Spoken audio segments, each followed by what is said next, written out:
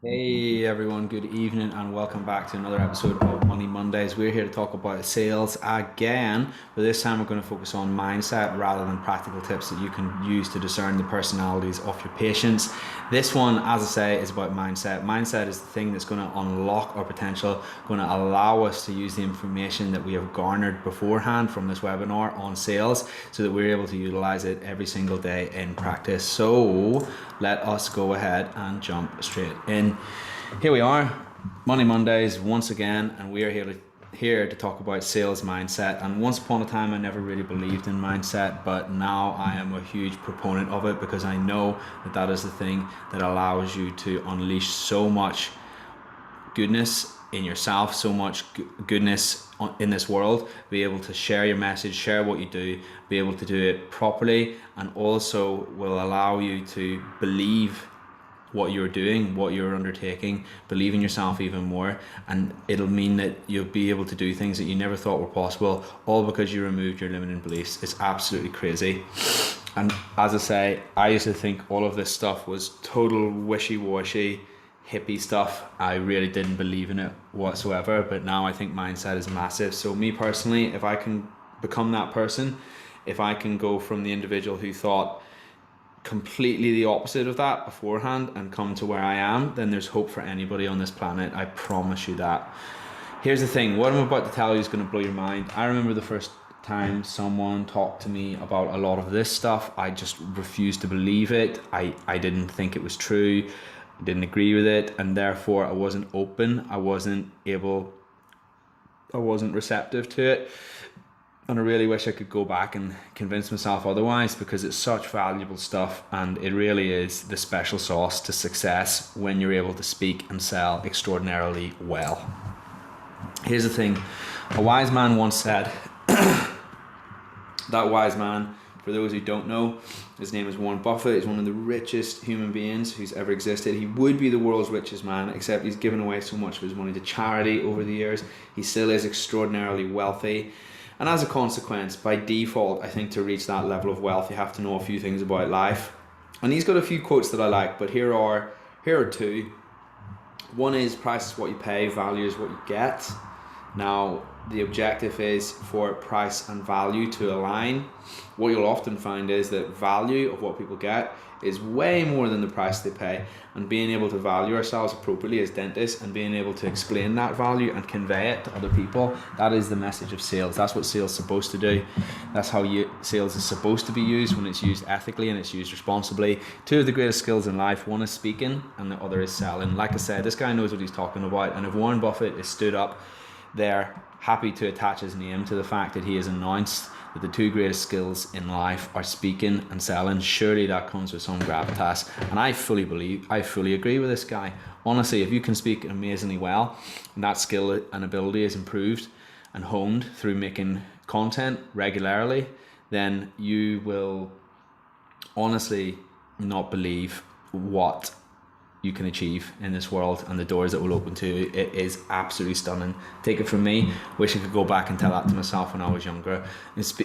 Invest in your ability to speak, improve your ability to sell, do it ethically, and unbelievable things happen. And what we're going to do is we're going to take those skills, we're going to fashion them and harness them in our everyday life and within dentistry so that we're fairly valued. Remember, the whole point of Money Mondays is to teach you stuff that you can go and use tomorrow and make more money, and that's what we're about to do.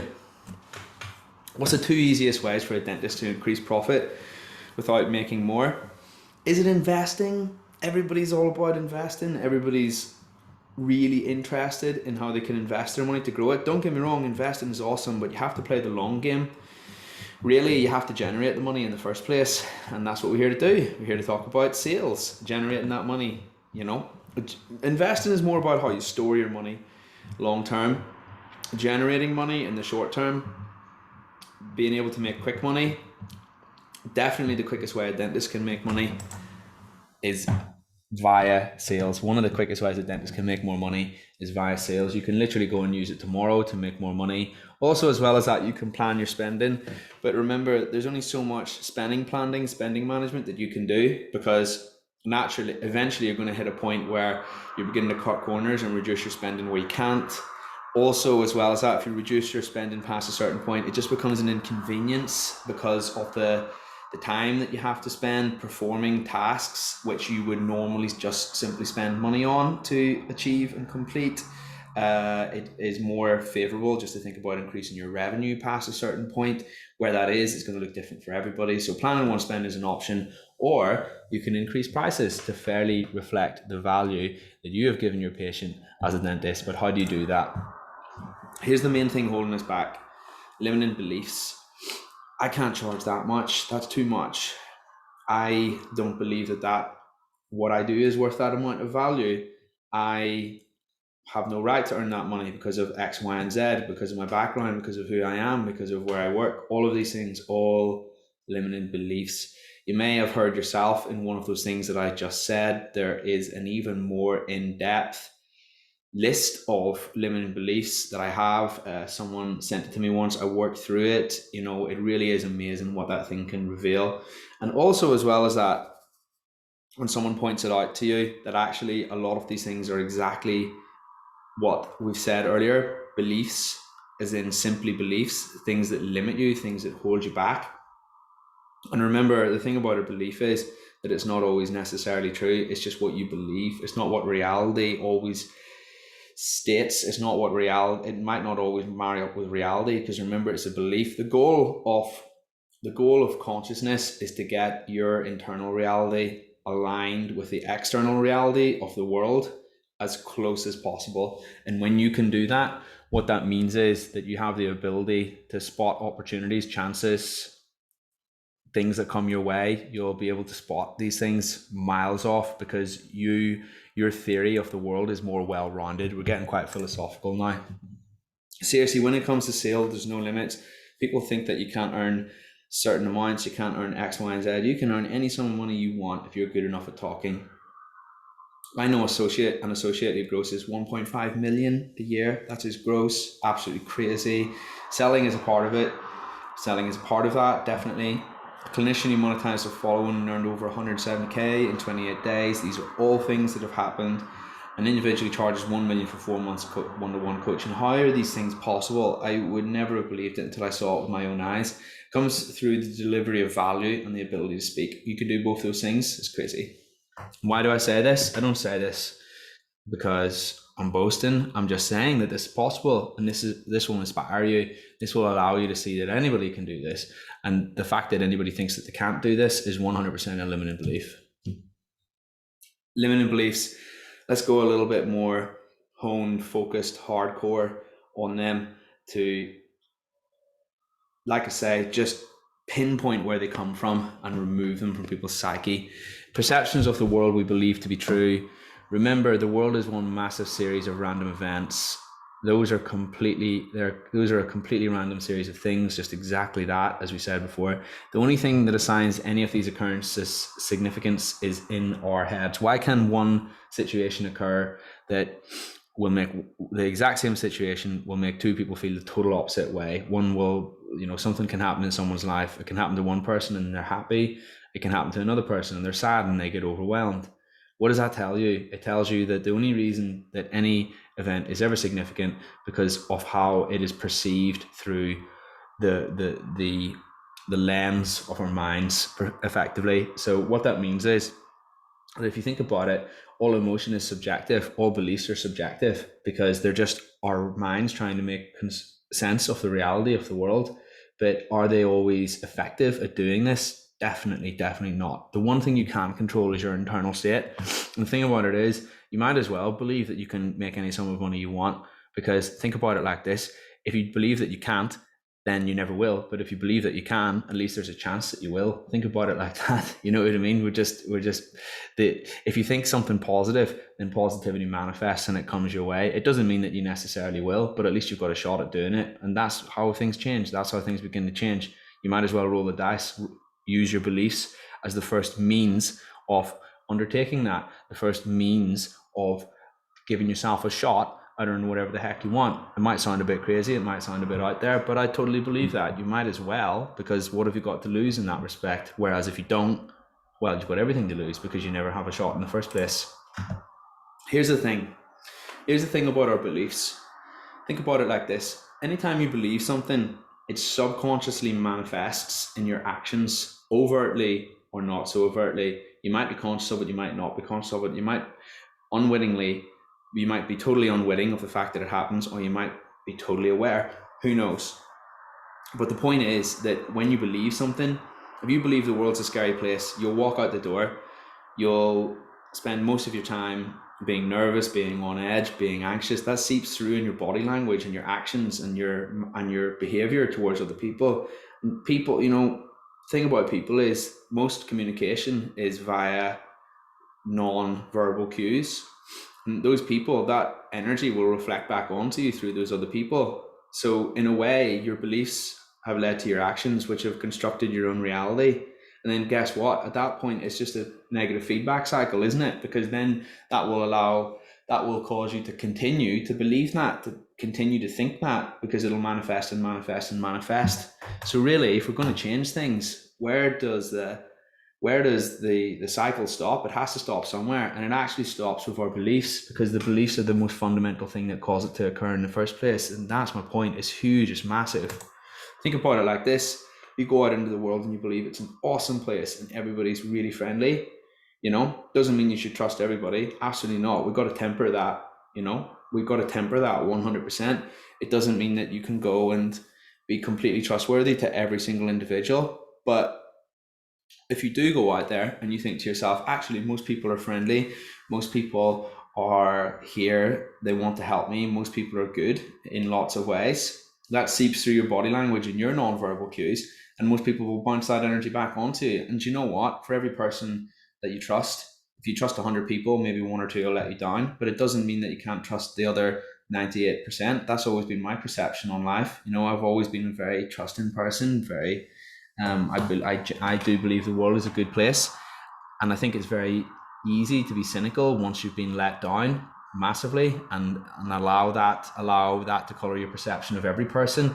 But actually, you're cutting yourself off from some serious opportunities if we never trust anyone. Trust is the first thing in any relationship, in any action, in any deed, in anything that there's going to be a coordinated effort between you and any other individuals to achieve something else. There's only so far you can get if you're very focused on yourself as an individual. This is how it changes. It changes from your beliefs, and this totally manifests in selling as well. And if you believe that you can't do something, guess what? You're never going to be able to do it. So seriously, if you can completely unshackle your beliefs and think anything is possible, guess what? There's a good chance that it might be. Here's something you must understand when it comes to selling. If you're good enough at talking, you can convince anyone that anything has any value. How good you are at dentistry is a totally other thing. All right.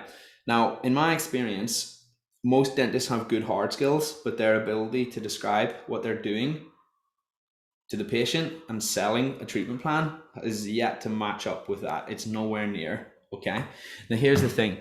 That's the split in most of you in dentistry, in my opinion. So what we need to do is we need to address that. We need to address that imbalance and pull the soft skills up so that they're level with the hard skills. And then what that means is that everybody is fairly valued when they're selling to their patient, because they sell their treatment based on value to the patient. They convey that accurately, and then because the patient has an understanding of that value, they will pay a price that is appropriate, rather than not be willing to do so, or rather than not understand why it's important. That's what we must do, but we must do it ethically. We must never overcharge people. That's not what we're there to do. But what we are there to do is value our work and value it very well, because it is a very hard, dentistry is not an easy job.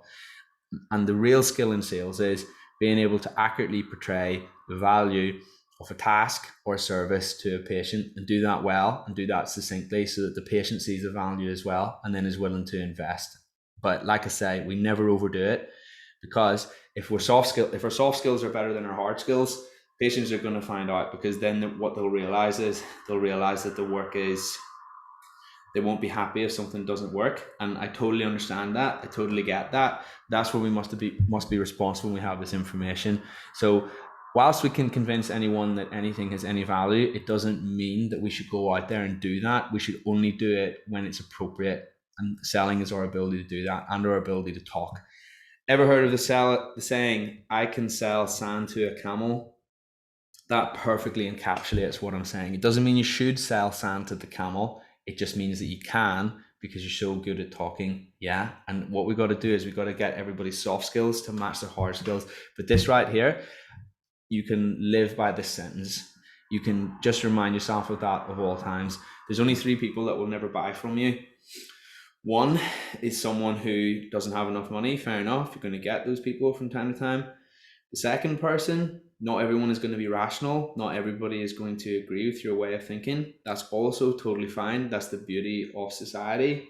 The third is someone who just hasn't accurately understood the value of what you're giving them. So your ability to convey that value has not been sufficient to get that message across, and that's what we're here to work on today. But the first thing to understand is that, as I say, you can convince anyone that anything is any value if you're good enough at talking, and therefore when that happens and you look at it through that lens, you begin to hold yourself incredibly accountable and learn something every single time. However, you must be honest. Speaking in sales is your front end skills. They're your soft skills. Your ability in dentistry is the back end. They're the hard skills. If you're going to sell and you're going to sell high ticket, you have to be able to deliver on the back end, because then you're something not very nice. All right. Then people will not be happy because they will believe that they haven't got the service from which they've been charged. I've always found in dentistry that if you can do a job and do it really well, the patient is always happy if your skills are good enough. The only time it's ever an issue is if it doesn't work out. So just make sure you really know what you're doing when you're charging high ticket for a particular procedure. Make sure you're really good at it, and then let your prices follow you afterwards, and let them catch up with your ability as well. Otherwise, you can be labeled many things which are not flattering. You gotta remember this. You must only use this ability when you feel you can genuinely help the person. If you feel like you can't help that person, you should not sell to them. Selling is just conveying your ability. Selling is just being able to describe the value of what you do very, very, very well. That's just what selling is. Everybody thinks about the used car salesman. That is not a thing at all. If it doesn't have to be a thing. You don't have to come across like that to sell. Everybody thinks that you do. You don't. You probably put more people off more than anything else. Being able to sell is when you know you can help someone. You know you can help them in your heart of hearts. You know that you can go there and you know that you can do a good job. And selling is being able to describe that message to them and help them. It's being able to help them come on that journey with you. In my experience, dentist soft skills are miles off their hard skills. Here's where their hard skills are. Their hard skills are up here. They're really high. Soft skills are down here. Selling is the ability. Teaching selling is teaching dentists to improve their ability, their soft skills, and do something a little bit like this. Put it up right up here and put it alongside hard skills.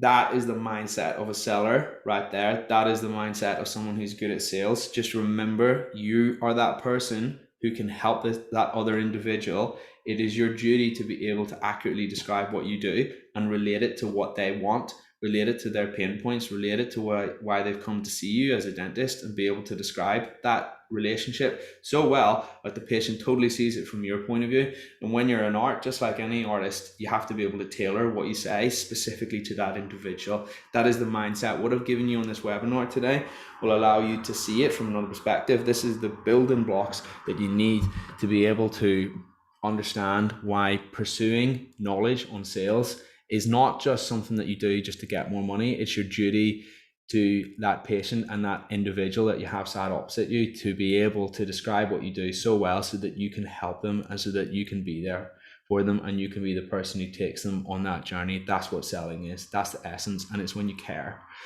This must be done ethically. You can't, even if you're very good at talking and you're very good at sales, you must only do it when you feel that you can genuinely help the individual. And you must also only do it when you feel like whatever you're charging accurately reflects the value of what you're giving the patient. That's what sales is. That's what being really good at sales is. That's the mindset. Price is determined by value. Always, always, always. Value can be constructed to any degree when one is skilled in the art of sales. but we have to temper that with being ethical because we're part of a profession as well. And when you see sales through that mindset, the mindset that I've just given you, that is the first step to begin your selling journey and begin investing in yourself to learn a lot more about selling, so that, as I say, you can begin to become that person who takes your dentistry to the next level, because it's actually a component of your dentistry massively. You can have the greatest hard skills in the world, but terrible soft skills, you'll not get that many patients who want to take you up on your treatment plan. Even if you're amazing at dentistry, that's not the most important thing to patients. It's very important to us as dentists, and it's very important to us as clinicians to be able to do our job properly. But what you must do as a responsibility of the patient is bring your soft skills up in line with that. So, as I say, you can relate these hard skills to them, to those people, so that they are happy to let you work with them to achieve great things. Awesome. Thank you so much for coming along, guys. I will see you all again next week for another Money Monday.